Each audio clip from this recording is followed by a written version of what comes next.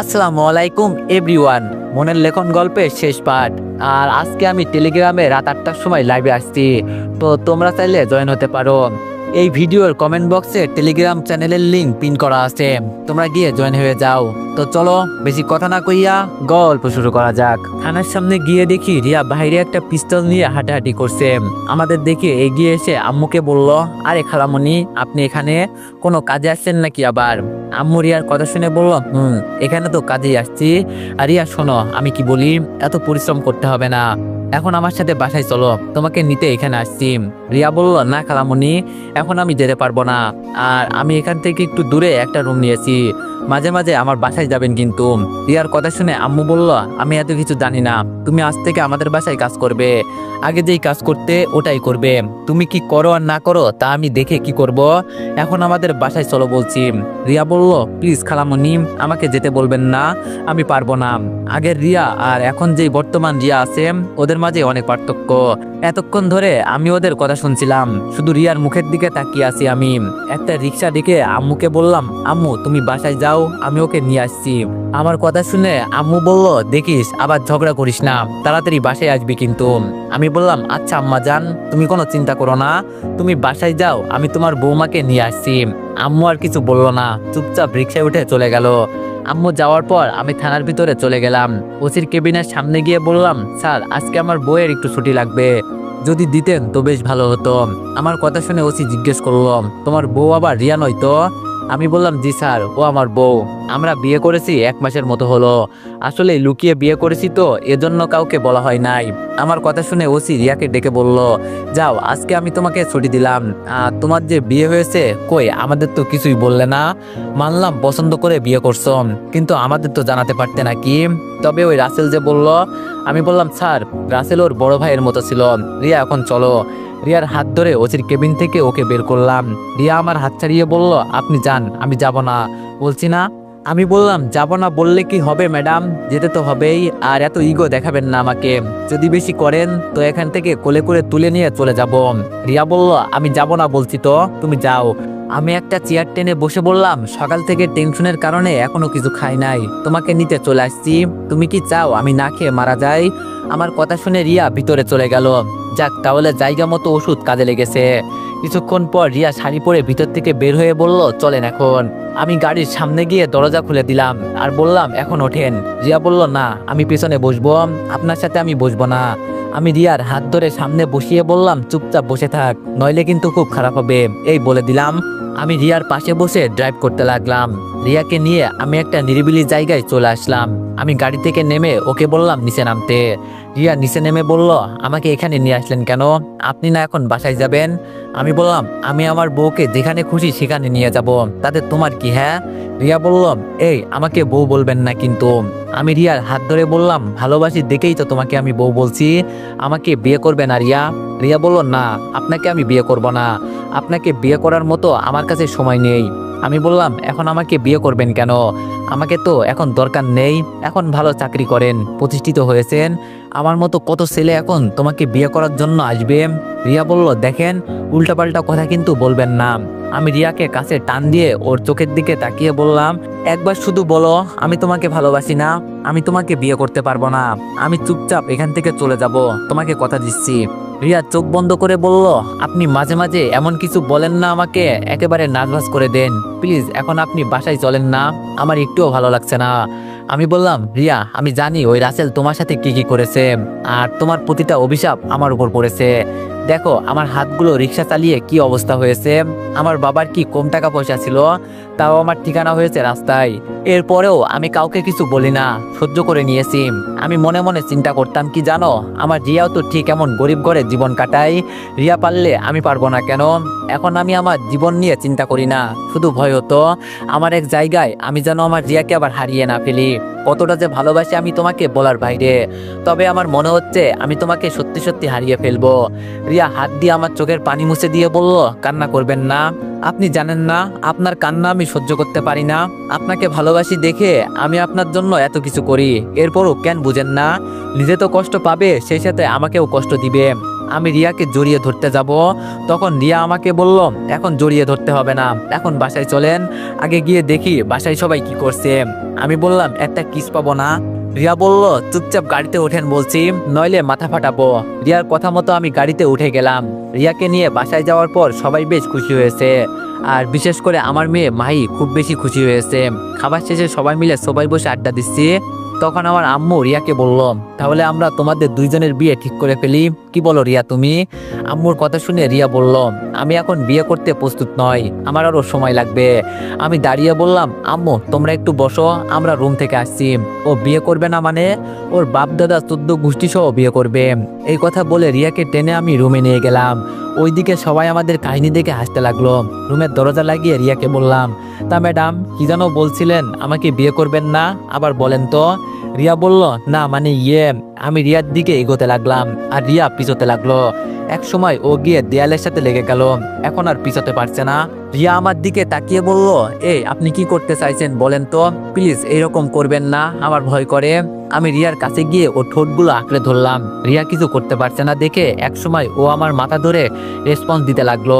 কিছুক্ষণ পর ওকে ছেড়ে দিতেই রিয়া আমাকে জড়িয়ে ধরে বলল ওগো মোর প্রিয় মানুষ, আমি তোমাকে অনেক অনেক ভালোবাসি, বিয়ে করবেন আমাকে? আমি টান দিয়ে রিয়াকে কোলে নিয়ে ওর গালে চুমু দিতে দিতে বললাম পাগলি মেয়ে, আমি তো আরো অনেক আগেই তোমাকে বিয়ে করতে চেয়েছিলাম কিন্তু পারি নাই, তবে এখন জোর করে হলেও তোমাকে বিয়ে করব, অনেক অনেক ভালোবাসি তোমাকে। রিয়া বলল উম্মা আমার পাগল জামাই, এখন বাইরে চলেন, সবাই অপেক্ষা করছে আমাদের জন্য, আর আমাকে নিচে নামান বলছি। আমি বললাম নিচে তো নামাবো না, এভাবেই সারা জীবন তোমাকে আগলে রাখবো। রিয়াকে কোলে নিয়ে রুম থেকে বের হলাম। রিয়া আমার বুকে মুখ লুকিয়ে আস্তে করে বলল ইস সবার সামনে আমাকে কি লজ্জায় ফেললেন। আমাদের দেখে আম্মু বলল বুঝছি, আপনাদের আর আমাদের বুঝতে হবে না, তাহলে সামনের শুক্রবার আমাদের বাসায় বিয়ে, কি বলিস তোরা? আম্মুর কথা শুনে রিয়া বলল আমি কিছু জানি না, যা জানার আপনার ছেলেই জানে। রিয়ার কথা শুনে সবাই হাসতে লাগলো, তবে ইতির মন খারাপ দেখে আমার একটু কেমন লাগলো। আমি রিয়াকে নিচে নামিয়ে ইতিকে বললাম ইতি আমি যদি কিছু বলি তো তুমি রাখবে? আমার কথা শুনে ইতি বলল আপনি এখন আমার গার্ডিয়ান, আপনার কথা রাখবো না কেন আমি? আমি বললাম যদি বলি আমি বাইরের কোনো ছেলে দেখতে পারি, তবে তার সাথে তোমার কাছে আমি একটা প্রস্তাব রাখছি, তুমি আমাদের বাসায় থেকে যাও, আমি চাই না তুমি দূরে কোথাও যাও। এজন্য আমি বলি কি তুমি আমার বড় ভাইয়ের বউ হয়ে যাও। তবে আমার ভাইয়া বিবাহিত, ওর বউ আমার বাবাকে মেরেছে, একদম ফালতু মহিলা ছিল উনি, ভাইয়া আবার ওকে ডিভোর্স দিয়ে দিয়েছে, এখন বাকিটা তোমার মতের উপর। আমার কথা শুনে ভাইয়া বলল আরে তোর মাথা খারাপ হয়ে গেল, কি বলিস এসব তুই? আমি একটা বিবাহিত পুরুষ, ওর এখনো বিয়ে হয় নাই, ও কি আমাকে পছন্দ করবে? কেন এসব কথা বলে লজ্জা দিস? কিন্তু ইতি আমাদের অবাক করে দিয়ে বলল যার ছোট ভাই এত ভালো তার বড় ভাই অবশ্যই ভালো হবে, আর আমার দূরে কোথাও যাওয়ার ইচ্ছা নাই, আপনি আমার গার্ডিয়ান, আপনি সবকিছু ভালো বুঝবেন, আমি এতে কোনো অমত পোষণ করব না, আমি রাজি আছি। আম্মু খুশি হয়ে বলল তাহলে তো বেশ ভালোই হয়েছে, দুই ভাইয়ের বিয়ে আবার হবে, আমার যে কতটা খুশি লাগছে বলার বাইরে। যাক ভালোই হলো, ইতি আমার কথা শুনে ভালোই ভালোই রাজি হয়ে গেল। রাতে রিয়া মাহিকেও রুমে নিয়ে গেল, আজকে নাকি মাহি রিয়ার রুমে থাকবে। তবে আমার তো একটুও ঘুম আসছে না, মন শুধু বলছে রিয়ার কাছে যেতে। আমি রুম থেকে বের হয়ে রিয়ার রুমের সামনে যেতে লাগলাম, গিয়ে আস্তে করে ডাক দিলাম রিয়া মাহি কি ঘুমিয়েছে? ভিতর থেকে রিয়া বলল কিছুক্ষণ হলো ঘুমিয়েছে, কিছু কি বলবেন আর? আমি বললাম তোমার রুমে আমি কি যেন একটা রেখে গেছি মনে হচ্ছে, দরজাটা একটু খোলো তো। রিয়া দরজা খুলে দিয়ে বলল তাড়াতাড়ি করেন, আমার আবার খুব ঘুম পেয়েছে। আমি ধপ করে রিয়াকে কোলে নিয়ে বললাম আমার মেয়ে এখানে থাক, তোমাকে ছাড়া আমার কোনোভাবেই ঘুমানো সম্ভব নয়, এখন আমার রুমে চলো। রিয়া বলল এই ছাড়েন কিন্তু ভালো হচ্ছে না, আমাদের এখনো বিয়ে হয় নাই। আমি রিয়াকে আমার রুমে এনে দরজা বন্ধ করে দিয়ে বললাম বিয়ে হয় নাই তো কি হয়েছে, তুমি আমার সবকিছু, আমার শুধু তোমাকে লাগবে। রিয়া বলল প্লিজ পাগলামো করবেন না, বিয়ের পর যা করার ইচ্ছে হয় তাই কইরেন, এখন ছাড়েন বলছি। রিয়াকে বিছানায় ফেলে দিয়ে আমি ওর উপরে শুয়ে বললাম এতদিন পর তোমাকে কাছে পেয়েছি, কিভাবে ছেড়ে দিব? রিয়া বলল আমাদের বিয়ে হয় নাই কিন্তু এখনো। আমি বললাম ধুর বিয়ের মাথা খাইছি, বিয়ে পরে আগে বাসর রাত। এই কথা বলে আমি রিয়ার নাভিতে চুমু দিয়ে বললাম আজকে পুরো রাউন্ডে খেলা হবে পুলিশ ম্যাডাম। রিয়া চোখ বন্ধ করে শুধু বলছে প্লিজ এমন করবেন না। আমি রিয়ার শাড়ি খুলে ফেলে দিয়ে বললাম আজকে কিছু বললেও আমি শুনবো না। রিয়া বলল লাইট বন্ধ করেন আগে। আমি বললাম না ওইটা থাক সমস্যা নাই। রিয়া বলল আমার লজ্জা লাগছে, লাইট বন্ধ করেন প্লিজ। আমি লাইট বন্ধ করে রিয়ার উপরে ঝাঁপিয়ে পড়লাম। এরপর বাকিটা ইতিহাস। ইতিহাস মানে আপনারা মনে মনে যেটা ভাবছেন, হ্যাঁ সেটাই। খুব ভোরে ঘুম ভাঙলো। ঘুম থেকে উঠে দেখি রিয়া আমার পাশে নেই, হয়তো মাহির কাছে চলে গেছে। রাতের কথা মনে হলে কতটা যে ভালো লাগে বলার বাইরে। আমি উঠে গোসল করে নিলাম। বিয়ে করলে এই একটা সমস্যা হবে, সকাল সকাল গোসল করতে হবে প্রতিদিন। গোসল করে আমি রুম থেকে বের হলাম। আমি কিচেন রুমের দিকে যেতে লাগলাম। আমি যদি ভুল না করি তাহলে রিয়া হয়তো সবার জন্য নাস্তা তৈরি করছে। কিচেন রুমে গিয়ে দেখলাম যেটা বলছি সেটাই, রিয়ার চুল থেকে টপ টপ করে পানি পড়ছে, হয়তো কিছুক্ষণ আগে গোসল করেছে। আমি পিছন থেকে ওকে জড়িয়ে ধরতে রিয়া ভয় পেয়ে বলল, এই কে? আমি বললাম, আরে ম্যাডাম আমি। এত ভয় পাওয়ার কোনো দরকার নেই। রিয়া বলল, ও আপনি? আমি তো ভয় পেয়ে গিয়েছিলাম, এখন আবার কি করতে এখানে আসছেন? সারা রাত দুষ্টুমি করে মন ভরে নাই, সকাল সকাল আপনার জন্য গোসল করতে হয়েছে। আমি রিয়াকে শক্ত করে জড়িয়ে ধরে বললাম, মন চায় সবসময় তোমাকে এভাবে জড়িয়ে ধরে থাকি। সত্যি ভালোবাসার মানুষ সামনে থাকলে মনের ভিতরে আলাদা একটা শান্তি কাজ করে। তোমাকে পেয়ে আমি বিশ্বজয় করেছি মনে হচ্ছে। রিয়া বলল, স্যার আমাকে একটু রান্না করতে দেন, পরে আবার আমাকে থানায় যেতে হবে, প্লিজ স্যার। আমি বললাম, না বাবা আমি পারবো না। রিয়া আমার দিকে ফিরে আমার ঠোঁটে চুমু দিয়ে বলল, প্লিজ বাবু আমাকে রান্না করতে দাও, আর তোমার মেয়ে হয়তো উঠে গেছে, দেখো বাবু প্লিজ। আমি রিয়ার ঠোঁটে কিস করে বললাম, পরে আমার রুমে যাবেন কিন্তু। এখন আমি গেলাম, রিয়াকে ছেড়ে আমি চলে যাব। তখন রিয়া বলল, শোনেন। আমি দাঁড়িয়ে বললাম, কোন? রিয়া বলল, আমাকে একা রেখে চলে যাবেন? আমি রিয়ার দিকে তাকিয়ে বললাম, বুঝেছি ম্যাডাম, তো বলেন এখন আমি আপনাকে কিভাবে সাহায্য করতে পারি? রিয়া বলল, এখন বর্তমানে আমাকে জড়িয়ে ধরে রাখেন, পরে কি লাগবে আমি বলবো নি। আমি রিয়াকে পিছন থেকে জড়িয়ে ধরলাম, আরও রান্না করছে। রিয়ার মতো একটা মেয়ে পেয়ে সত্যি আমি খুব হ্যাপি। গ্রাম এলাকার মেয়েরা আজ যাই করতে পারুক আর না পারুক, ওরা স্বামীকে খুব ভালোবাসতে পারে, এটা আমি মানি। দেখতে দেখতে আজকে শুক্রবার এসে গেল। কিছুক্ষণ আগে আমাদের বিয়ে হয়েছে। এর মাঝেই আমি আর রিয়া মিলে কক্সবাজারের উদ্দেশ্যে রওনা দিলাম। আমরা প্রথম বাসর করব ওখানেই, সাথে হানিমুন।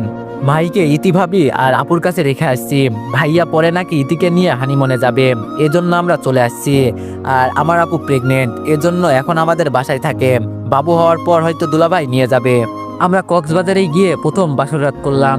অবশ্য রিয়ার সাথে আগে সবকিছু করা হয়েছে, ওটা তো অন্য হিসাব। খুব সকালে দেখি রিয়া গোসল করে বের হয়েছে।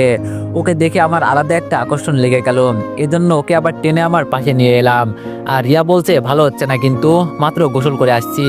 কিন্তু কে কার কথা শুনে হানিমুন করতে আসছি কি আঙ্গুল খেতে? কিছুক্ষণ পর রিয়াকে সাথে করে আবার গোসল করলাম। খাওয়া দাওয়া শেষ হতেই রিয়া বলল, আপনি এখন দিন দিন খুব বাজে পথে চলে যাচ্ছেন, এতবার আমার শাড়ি পরতে আর গোসল করতে ভালো লাগে না। আমি বললাম, হানিমুনে এসে কাপড় পরে কেউ? আমি তো সব সময় বলি। রিয়া বলল, বাজে কথা বললে কিন্তু মাথা ফাটিয়ে দিব। আমি বললাম, লাভ ইউ বেবি। শোনো, এখন আর শাড়ি পরতে হবে না, সবসময় টাওয়াল পরবে। আমার যখন মুড হবে তো তখন। রিয়া বলল, আমি আর থাকবো না আপনার সাথে। রিয়াকে কাছে টেনে এনে বললাম, আমার জীবন মৃত্যু সবকিছু তুমি। তুমি ছাড়া আমার কি আছে বলো? আর তোমার কাছে আমি ভালোবাসা পাই, তোমার কাছে আমি সুখ পাই। এই জীবনে তোমাকে ছাড়া আমি কার কাছে যাব বলো? যাতে আমরা একাকিত্ব কিছুটা সময় কাটাতে পারি, এজন্য তোমাকে এখানে নিয়ে আসছি। আর তুমি? রিয়া আমার ঠোঁটে কামড় দিয়ে গালে চুমু দিয়ে বলল, ওগো আমার প্রাণ প্রিয় স্বামী, আমার ভুল হয়ে গেছে। আমার যত ভালোবাসা আছে সবকিছু আপনাকে জুড়ে। আমি বললাম, তুমি শাক খুলছো কেন? রিয়া বলল, মুড কি শুধু আপনার হতে পারে, আমার হয় না? আমি বললাম, মা এই না হলে আমার বউ। রিয়ার সাথে কিছুটা একাকিত্বের সময় কাটিয়ে বললাম, রেডি হয়ে নাও, এখন আমরা বের হব। আমি ফ্রেশ হয়ে রেডি হতেই দেখি রিয়া টাওয়াল পরে বসে আছে। আমি ওকে দেখে বললাম, কি ম্যাডাম এভাবে বসে আছেন কেন, রেডি হন। রিয়া বলল, আমি তো রেডি হয়ে বসেই আছি, তুমি না বললে হানিমুনে এসে কে আবার কাপড় পরে? এজন্য এখন থেকে টাওয়াল পরবো সবসময়। রিয়াকে জড়িয়ে ধরে বললাম, এটা শুধু আমার জন্য, অন্য কেউ আমার বউকে দেখলে আমার বুঝি ভালো লাগবে? তুমি আমার পার্সোনাল, তাই সবকিছু আমার জন্য স্পেশাল। এজন্য তোমাকে কেউ অন্যভাবে দেখুক আমি চাই না। রিয়া বলল, আপনি আমাকে তাহলে শাড়ি পরিয়ে দেন মশাই। আমি বললাম, শাড়ি পরিয়ে দিলে এখন আবার অন্য কিছু হয়ে যাবে, পরে নিজেকে কন্ট্রোল করতে পারবো না, প্লিজ ম্যাডাম আপনি কষ্ট করে পরে নেন। রিয়া বলল, ওগো আপনি একটু দাঁড়ান, আমি রেডি হচ্ছি কিছুক্ষণের ভিতরে। একটু পর রিয়া রেডি হয়ে বলল, এখন চলেন। রিয়ার হাত শক্ত করে ধরে বললাম, চলেন বেবি।